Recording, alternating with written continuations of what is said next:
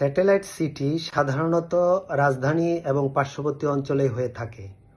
এবার মানুষ দেখবে বাংলাদেশের প্রতিটি জেলার শহরে স্যাটেলাইট সিটি তৈরি করা হচ্ছে।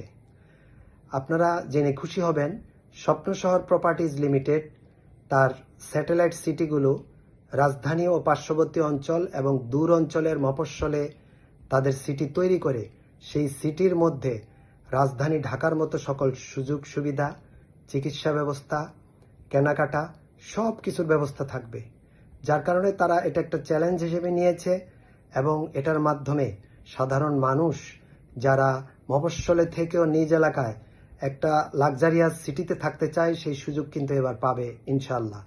এবং তাদের ঘোষণা যে বাংলাদেশের অভিজাত আবাসন ব্যবস্থার এলাকা পূর্বাঞ্চলে যেই রেটে ফ্ল্যাট বিক্রি করা হবে সেই একই রেটে মফস্বলের যেই স্যাটেলাইট সিটি হবে সেখানেও বিক্রি হবে। তার মানে রেটের কোনো পার্থক্য থাকছে না।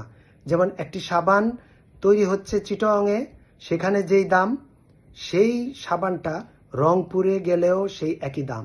তেমনি স্বপ্ন শহর জমির দাম যেখানে যে অবস্থানই থাকুক, তার সেই ফ্ল্যাটের মূল্য একই মূল্য কিন্তু সে রাখছে।